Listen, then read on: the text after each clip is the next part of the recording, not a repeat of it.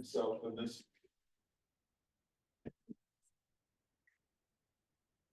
Good. Go ahead and call the meeting to order, so it gets a little bit after, and we can eat while we work here and have Corey do our roll call. So for roll call, we have Chair Boyce, I'm here. Vice Chair Garcia, Greg Brigham, Present. Case. Who was on there? I said hi earlier. Jerry Chartier, There. Jared Corden did send me an email, he may not make it. Brent Eichman, Present. Don Dog. Here. Sheriff Cameron, I heard he's on his way, but he's not here yet. Alan Hobson, Here. Kathleen Johnson, Gary Kloppenstein, Here. Nikki Messenger. Here. Lisa Muchler. Melanie Crummer, Here. Bonnie Rainville, Here. Alex Ryder. Here. Will be voted in, but you don't get to vote on the first item yet. Rick Wiesenberg, Sarah Wickersham. And then Mercy's person, will vote her in as action item B. Okay, next item is approval of the minutes from February 4th meeting. You want to approve the minutes? I move we approve the minutes from February 4th. Second. We have a motion and a second to approve the minutes. Any questions, concerns, comments, changes? Seeing none, everyone in favor say aye. Aye. Anyone opposed? Melanie gave us a thumbs up. Look at her sitting in her lavender farm. I wish. Next item is a couple action items. We've got to vote in a new member, which is Alex Reeder from the Umpqua Public Defender's Office. All in favor, say aye. Right? Any opposed? I. Let's make a motion in a second to do that. Move to approve. Second. And now vote in favor. Aye. Same for Lindsay Holcomb from Mercy. And she would have been here today, but she's coming back from a much needed vacation, so she'll try to attend the meetings. Move to approve Lindsay Holcomb. Second. All in favor? Aye. Any opposed? Item number 5, discussion items. Hi, Ellen, you want to talk about GCP first? Sure. We are in the throes of doing the JCP grant. And I just wanted to bring up and remind everybody that if you have a youth from 4th to 5th grade, and they seem to be possibly going into a high risk, that options counseling does family therapy with the youth, and it's all family. So I just wanted to remind everybody that we have that out there. And Corey will be sending out a flyer with the minutes from that. What's JCP? Oh, it's juvenile crime, or juvenile crime prevention. And so we get a grant. It's a buy-in. I can explain to you. So JCP is juvenile crime prevention, and there's 3 legs to this stool. There's prevention. We're hoping that the youth will get to the youth before they enter the juvenile justice system. Second is basic services, so it helps fund some of our detention staff, some of our basic services we need in juvenile justice. And then there's diversion money, which is for programming to try to divert youth from going deeper into the criminal justice system and out of OA. So this prevention, years ago, Jillian Wiesenberg headed up a very good, huge group of community members and put together a plan on how to spend the prevention dollars. And, so we basically target the younger population for teachers who are seeing kids kind of reaching at the high risk level. So, they refer to options counseling and they do intensive in-home family therapy. There you go. Thank you. And I do want to say, since I think it was 2020, we've had 12 families. And only 2 have actually gone into the justice system. So it does help prevent the rest from going into just the justice system. So it is a good program for us. I drop my phone.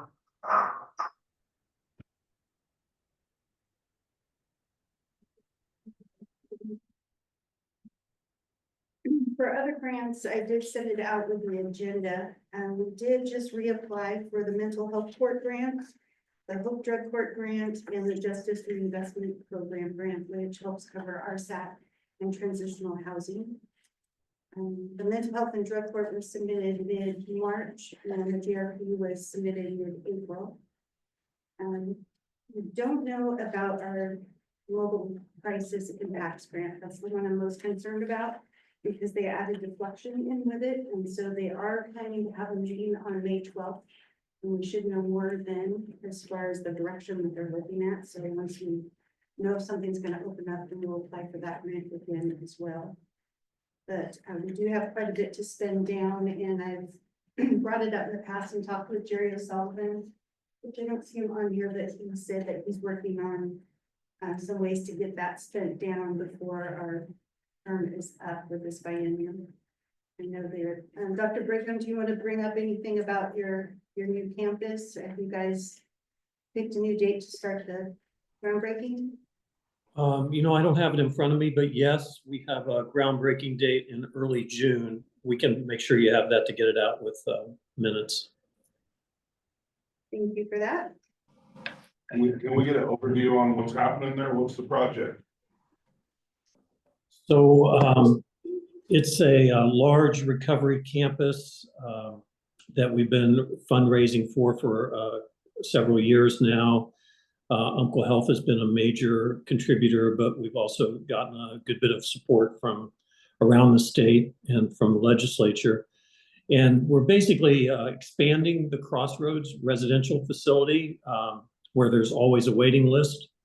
We're expanding the subacute medical detox, building a residential program for youth with substance use disorders. It'll also have a component for parents with small children aged 6 and under to participate in treatment. Caring for small children is often a barrier for entry into treatment for parents of young children. So this accommodates them in a safe and appropriate environment while their parent participates in treatment. There'll also be some co-occurring disorder treatment for people with more severe psychiatric problems in addition to a substance use disorder. So the primary would be substance use disorder, but often times with people with severe psychiatric disorders don't do well in the normal residential environment. So this is modified for them. And then some recovery housing for people to prevent people moving into the higher levels of care that'll be provided on the campus, or to accommodate them when they're moving out to transition back into the community. And we'll be building that on a piece of property we secured for this purpose out on the north side of Diamond Lake Boulevard. And we're hoping to break ground in June. All right, sounds good. Thank you. You're welcome. The other grant that we applied for is through the Bureau of Justice Assistance. We didn't do that one this time around because we have not spent down our funds from our 2022 award. And that was because we weren't able to hire someone for the jail until April 2024. And so we're working on our 1-year grant extension so we can extend those funds down. Yep. excuse me, we definitely want to keep Rochelle in the jail. She's been doing amazing work as a discharge planner. And a side note with that, the criminal or the PJA subgroup that we work with for our technical advisor meetings got put on a halt with the federal government, that they can't do anything with us right now with the grant. I mentioned it to Commissioner Boyce, who let me sign a petition with them on behalf to try and push things forward, because they wanted to express the effective programs and how they align with priorities of reducing recidivism, improving behavioral health, supporting law enforcement, and strengthening community safety. So that has gone out. They're trying to get the federal government to give some funds back so they can move forward with our program. But right now, it doesn't look like it will affect anything we're doing here locally, because we do still have the regular funds for our discharge plan. Are any of the other grants that you're talking to, the ones that you spoke to applying for, are any of those federal or? No, they're all state through the Criminal Justice Commission. We do have one that's a federal component, but it's still routed through this in JC, and that's for our SAT specifically. And that one was just to hire a dedicated deputy. So we have Jessica Miller that is assigned to that program. Thank you. So who I have with me today is a guest. This is James Lyles. A little nervous. But James graduated from our Hope Drug Court program. The reason why I wanted him to here today, and I mentioned to Chair Boyce, is because we do so many of these grants and works and graduations. I kind of wanted you all to meet someone that's gone through these programs and is a great success. And he's doing really well in thriving. So he graduated in July 23 of 2024. And he's just here to briefly talk about his experience as he went through our SAT and drug court. Thank you, Corey. Welcome. Just like Corey said, my name is James. I'm just gonna touch on a little bit about how I got into our SAT and drug court, what the event that led into it, right? I started experimenting with drugs and alcohol at a fairly young age.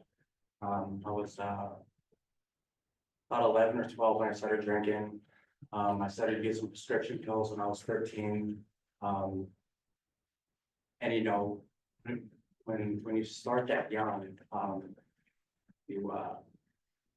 those are your coping skills, like when you're anxious, nervous, scared, in pain. I didn't learn how to cope with my emotions or anything like that. So I just ate everything.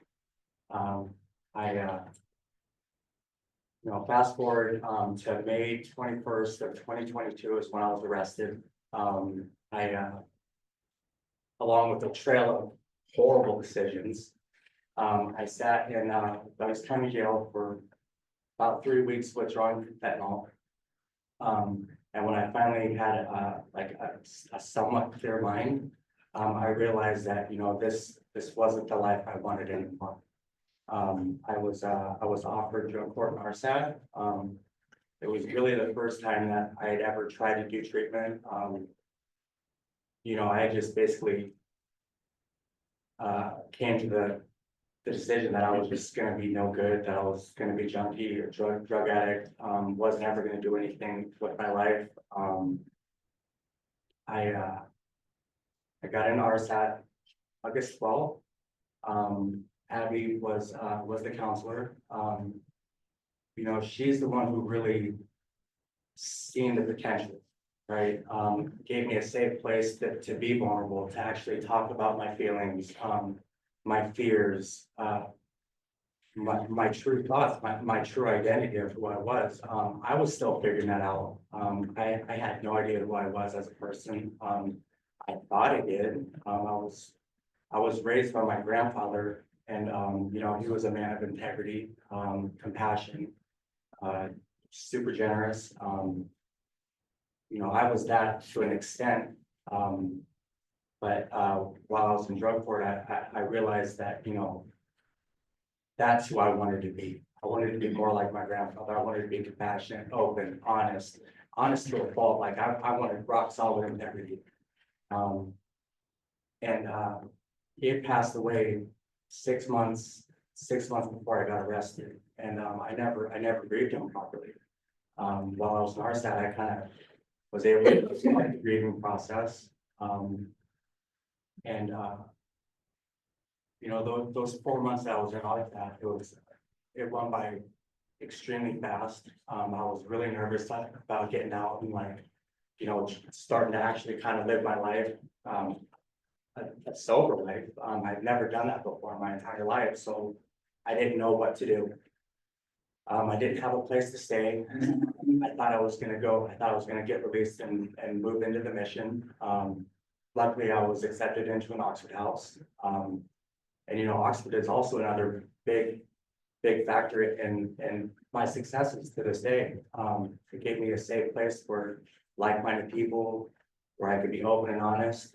You know, so I started drug court and moved in the cabin Oxford house. And at the beginning, you know, I struggle with perfectionism, and if I don't do something perfect, I just don't want to do. Like I feel like I failed, right? The first 30 days of drug court, you know, I missed the face-to-face. I missed the UA. I missed the call-in. You know, I thought I was going to get out and just, you know, breeze on through drug court and it was going to be done with, right? I had many obstacles and hurdles, struggles. You know, but the counselors while I was in drug court, and Flo was my counselor. She was amazing. Someone who could see when I was trying to like bullshit, could see right through my bullshit, and actually gave me to open up about things that were gonna help me stay clean and sober. And it also the peers I was with while I was in there, while I was going to groups, you know, 3 times a week, 3 hours a day, so 9 hours a week. You know, I've made lifelong friendships. That was also another huge factor in my success in drug court. And to this day, it took me a little under 2 years to graduate drug court.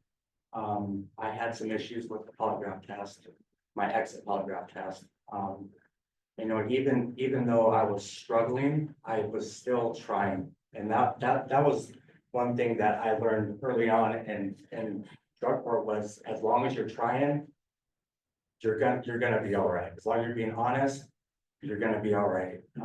And that was 2 things that you know, I was bound and determined to do.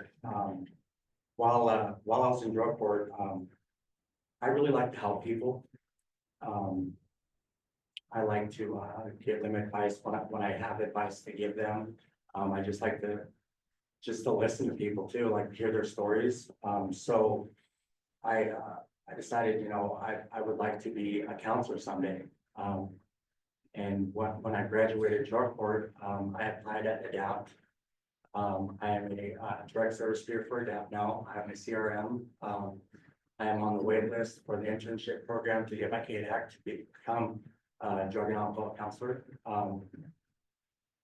And you know, all the tools and you know, coping skills,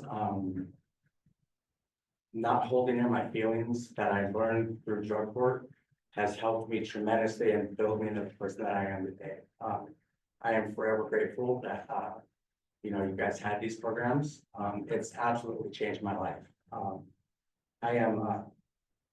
a father also. I have a 17-year-old son. He's seen the worst of my addiction. You know, I can say sorry all I want to him. I don't think it's never going to be enough.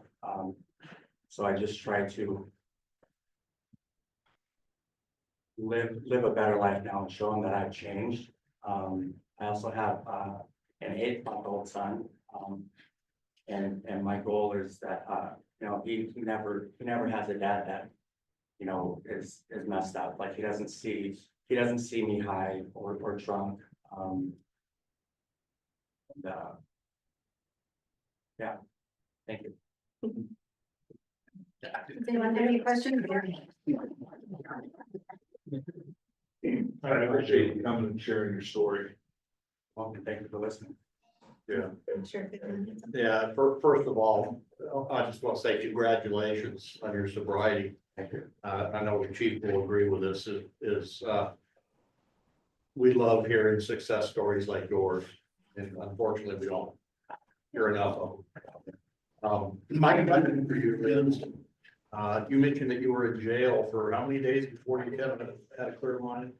So it was about 3 weeks. It was about 3 weeks. So let me ask you, what do you think would have happened, or what would be the chances of your successful turnaround had you not had that 3 weeks of getting a clear mind, getting a clear head? You know, if you've only been in jail, say, for a few days, what would have happened? Slim to none. Like, I probably just would have just kept on doing what I was doing. Yeah. I was, you know, addiction, it takes priority over the rest of your survival skills, right? It's top of the list. So if I was going through withdrawals and stuff, it didn't matter what I was gonna lose, what was gonna happen to me, I would have went out and died, for sure. Corey? Yes. First of all, I appreciate you talking to the group. I will tell you that in 1986, I was on the board of the very first drug court. We started it, the particular judge, and a few of us, so I'm glad to hear you're one of the many that have come through it. My concern, and I understand his question, it's deeper than you think, about whether or not you spend time rehabbing, getting an opportunity to rehab, or being released back out. Because my question is, when you're released back out, there's got to be pressure from your peers that have lived the same life you have. That consequently you surround yourself, or they have with you. How did you shed your, first of all, am I right to feel that there's people saying they don't want you to rehab yourself? They don't Oh, want you to absolutely, be. 100%. I know that. I Yeah. know that. I was a former state trooper too, so I know that. Yes. But the idea is, my question is, how did you break away? I mean, that's a breakaway. Listen, I just cut all ties. Honestly, like I changed like my social media, my phone number. I just didn't go around to where, like, I grew up in this area. But I grew up more so South County, like Myrtle Creek, Caneyville area. So staying up in Roseburg at least gave me a little bit of a buffer. I also, you know, I didn't have a driver's license, so I wasn't driving, you know, back and forth to see people or anything like that. Just you gotta set boundaries. You gotta set hard boundaries. Like if people are, you know, People want to pull you back. There are people that want to pull you back. I know absolutely, yes, absolutely. Okay. Misery loves company. I appreciate that. Yeah. Lastly, I'm a Yankee fan, so don't wear that cap.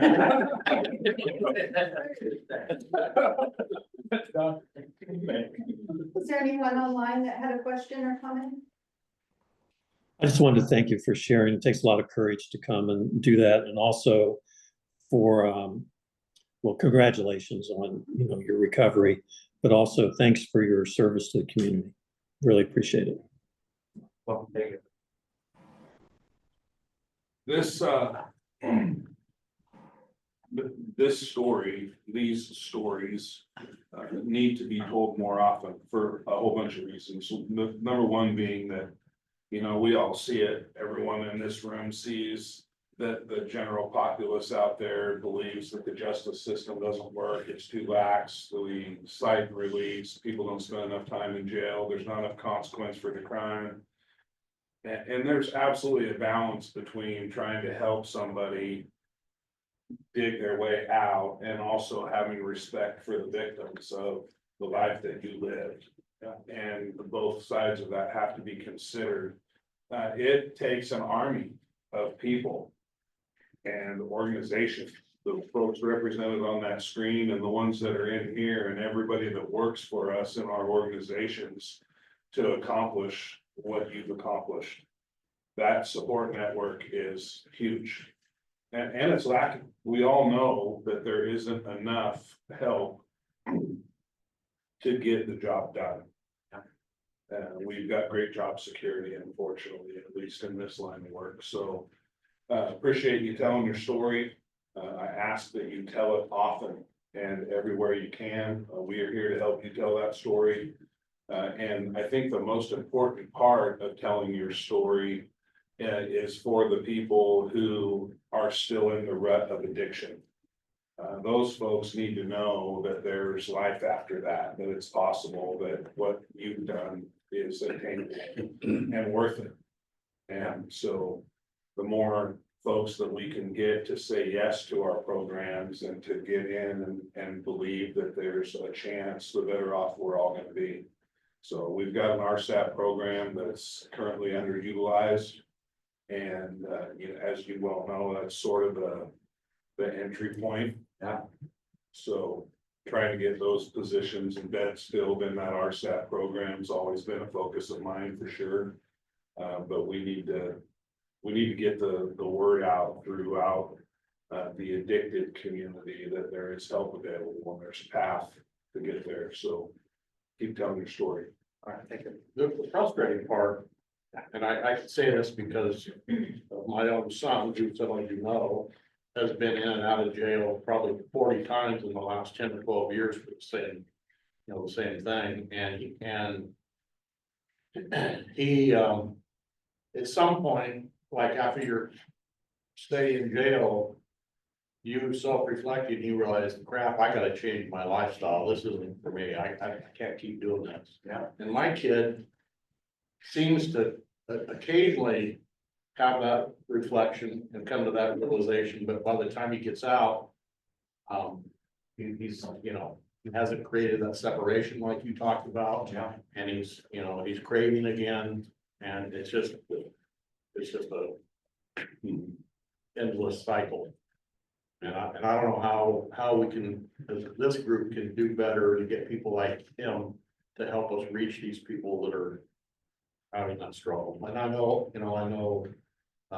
Dr. Bingham and his group, they do a wonderful job at getting inside people and getting them to recognize what they need to do, but it doesn't work on everybody. Yeah.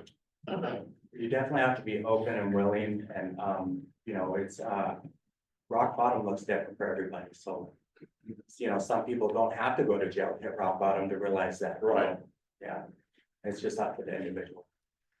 The one thing that I know to be true in every single case like yours that I've heard, and every single person who's reached any sort of level of success in sobriety has talked about that point the sheriff's trying to make. Yeah. There has to have been a point in time where they were able to be clean and sober long enough for their brain to heal enough to begin to think clearly about the things that are happening in their life. Yeah. And so I'm sure Dr. Brigham is, well aware that a lot of times the length of the stays in his programs aren't long enough for some people, and there's powers that be at the legislature and in insurance companies and other places that sort of dictate what that can be, but we're constantly trying to push for longer periods of time, either in treatment or in jail, to give people the opportunity to try to reach that point in their mind where they can think clearly about their future. Yeah. And constantly fighting a battle to try to keep drugs out of jail for that exact reason. If you're in there and you can have access to drugs, which we work really, really hard to make sure that's not possible, but we all know that it can happen. That's important, and that's the biggest reason why. So appreciate that. We also have the medication assisted therapy program in the jail, which is helpful. Anything else? Any other comments, questions? Sorry. I've been to several drug court graduations, and the stories that we hear of the people that go through drug court, long and torturous. I mean, like you said, it takes almost 2 years for some people. Yeah. And there's obstacles because, like we said, first month you had obstacles you couldn't overcome. But perseverance and support. Yeah. Yeah, your recovery network, your support team is huge, and it's not just like, hey. For me, I was able to, just make friends in the recovery community, like in AA, Celebrate Recovery, stuff like that, so I wasn't just, they didn't just have people at Adapt and stuff like that, I was able to expand my network, which was huge. Appreciate it. Anything else? I just had a question. Corey mentioned that medically assisted treatment. What happens for support once they're discharged? Once they're left, yeah, I don't know what the correct term is. Yeah, the discharge planner works with our mat nurse. And she works with ADAPT or other programs that have that SUD treatment outside of the jail services. So she works on the appointments to transition them out.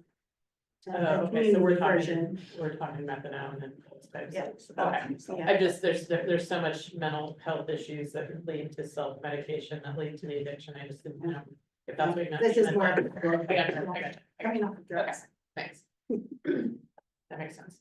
It appears that the bigger issue, or one of the issues, which is beyond what you're talking about, is the issue that I've pounded here for 5 or 6 years, the issue with public defenders. Now they hold them for what, 72 hours? I don't even know. They gotta turn them loose, they can't be assigned to, if they come in. So it's that's operating totally against everything we're trying to do. Am I right? You get a gunman, you gotta let them go. I mean, if they can't be assigned, then it's not your issue. That problem, I think, is it's corrected itself a little bit. It's starting. Yeah, anyway, it's just a big issue. What's next? Well, do we want to let Alex say anything about himself real quick since he's our new member? Sure. I'm gonna go get him in. I was a public defender in the state of Missouri for about 20 years, retired, to come out here to be the training and attorney of the public defender system. Somehow skyrocketed to the top in 2.5 years. You know what they say, don't ever do anything well you don't want to do again. And actually, Eric has a guest. We'd like to introduce Wendy. Wendy Lang is our new Assistant Director at the Juvenile Department. She comes to us from Curry County, where she was the director there. And she has, I won't go through your whole family history, but she has a lot of family here in the area, so she's here, I think, for good. And we'll see when I retire. Hopefully, the plan is that maybe she'll have something to say about that position. So, welcome, Wendy. Well, you're 2 days in, right? It started yesterday.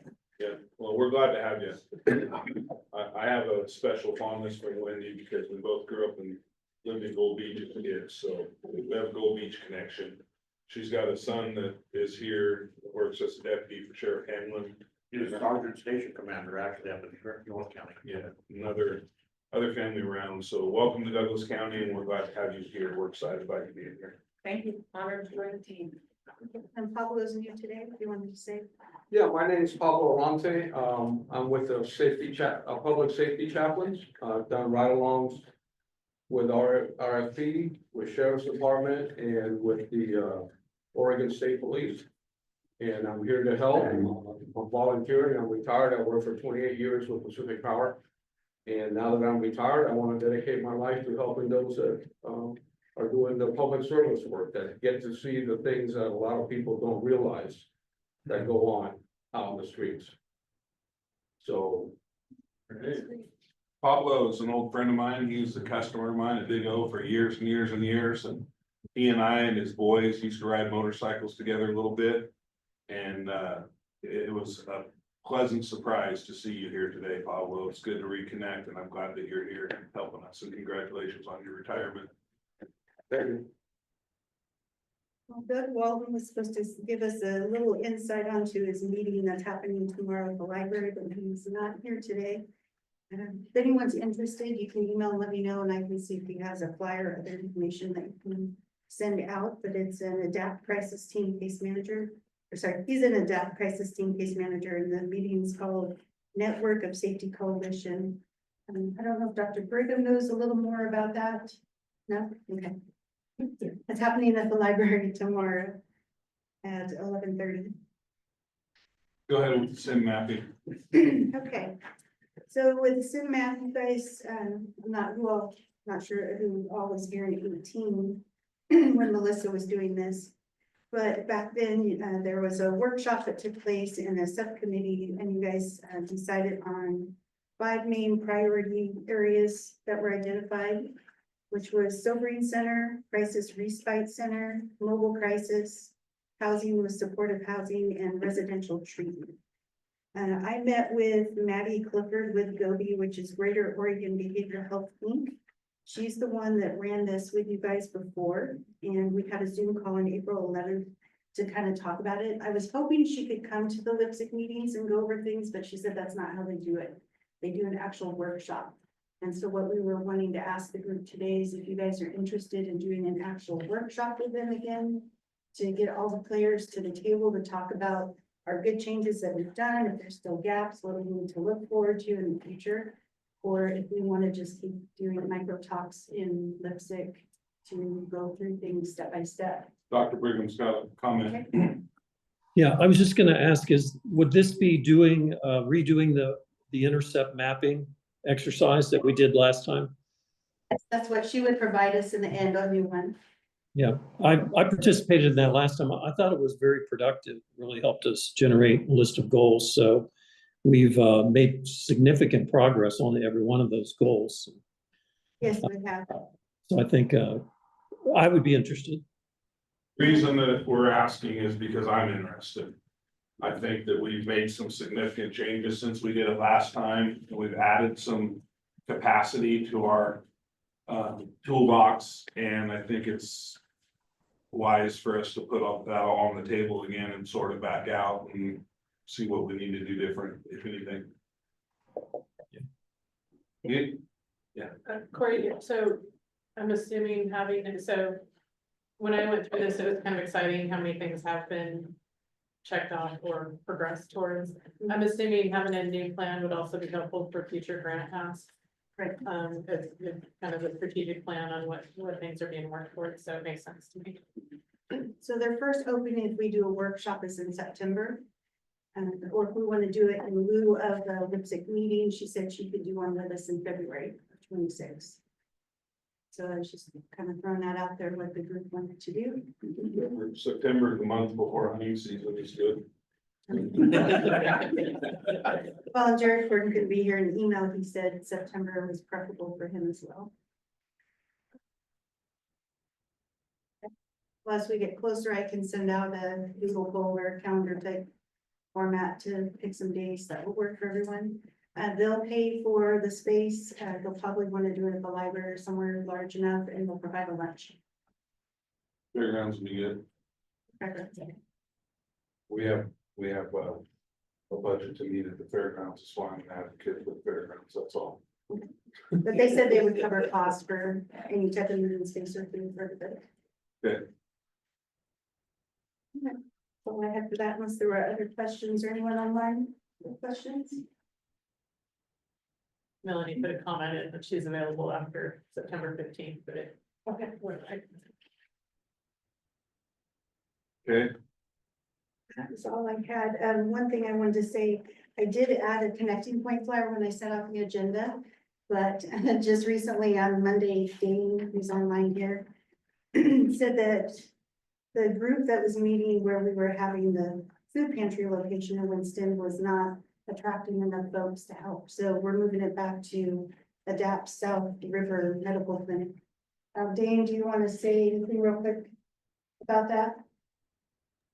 No, just to convey what you said, Corey, is that they're just not seeing the people we need to see at the food bank. We thought we'd try it. We've tried it for about 3 months, and the team decided we're definitely seeing more people at South River and having the shower trailer there and access. So we'll be moving back there in 2 weeks. But we are alternating that on a 2-week. We go to Myrtle Creek on the second week of the month now, and that one has been really a good program down there in Myrtle Creek at a church, and then we are up in Drain at a church on the 4th Wednesday, and both of those have been great. We're reaching people that especially in Myrtle Creek and Doreen, that don't necessarily get the engagement and the personal contact from the peers and the support teams that are out there. But I think it's a good move to move back to South River. And Dave, we use the medical trailer in spots. Are they at all locations or just a few?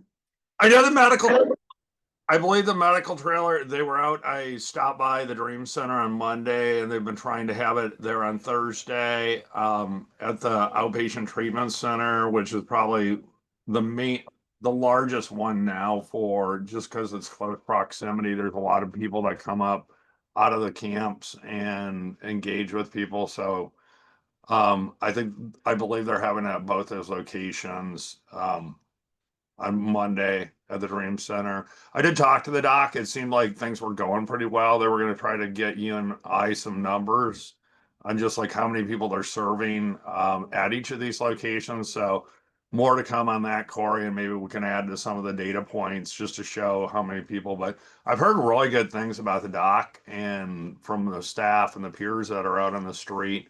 Just that he's super great at being able to engage with the clients and establish that relationship of trust. So that's nice to hear, Dr. Brown. So I do have some mini versions on the table, but I'll email when I send follow-up email the new flyer. I did upload it to the website and we have our Spanish version also uploaded on the website. Corey, and I will say that I usually get probably 5 to 6 reach outs every week, and I just drop that in a text back to the clients. But so our flyers are getting out there and communicating the message because they're just asking like, are you going to be here? What services are available and such. So it's great to see that our message is working, and I love that you have it on the website so that we can just drop it into a email chat and they have all the resources. I provide it to the jail as well and mental health and drug court.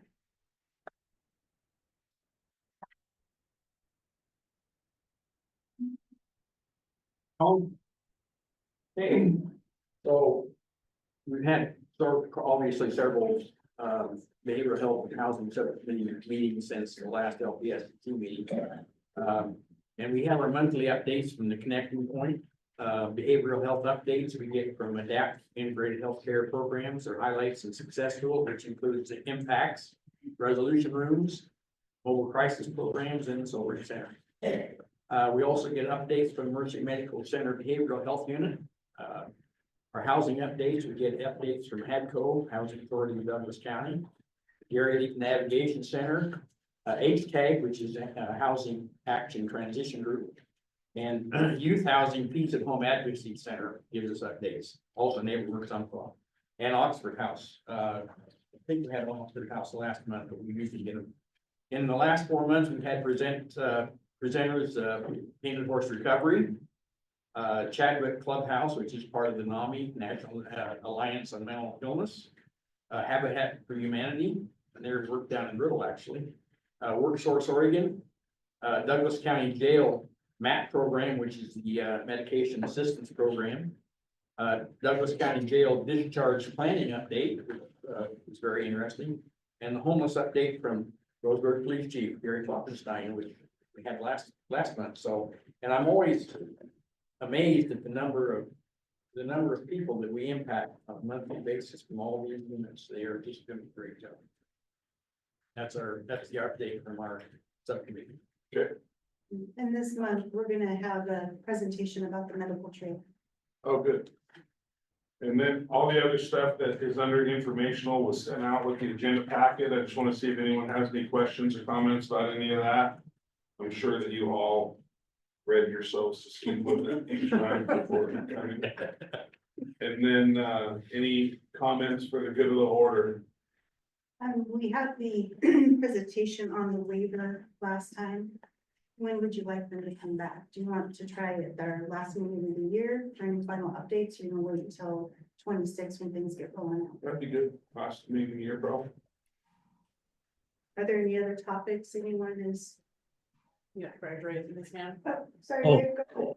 I was having a good of the order comment, just that the recovery campus groundbreaking is June 6th.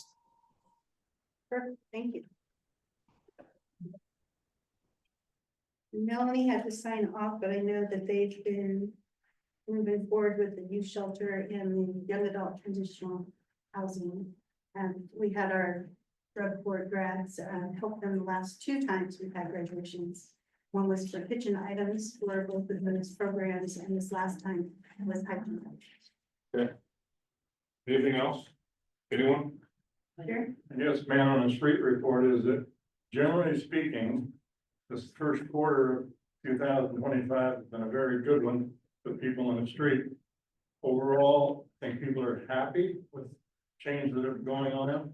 The restaurants are full, try to get into one where you start getting used to waiting for a seat anymore, right? Like South will say. But anyway, just generally speaking, out and about, is that people are in pretty good moods. They're spending money. I've been to several youth organizations. People are donating. So I guess I just keep it at that. Things are good. When people are in good moods, they tend to want to give and donate and do things such as drug court and support that. So anytime that you can get out to the public and ask, don't be afraid to ask, because I think you got the right time, like this quarter and next quarter, possibly the whole year, but certainly the next first, second, third quarter of 2025 can be a great time, not only to move things into real estate, but in general speaking. So I'm pretty happy about what I'm seeing and hearing and feeling up there. All good. Dr. Brigham.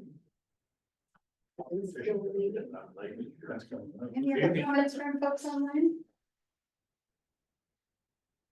That's being efficient. Meeting adjourned 10 minutes early. The next meeting's August 5th. Yeah, about 2 weeks away.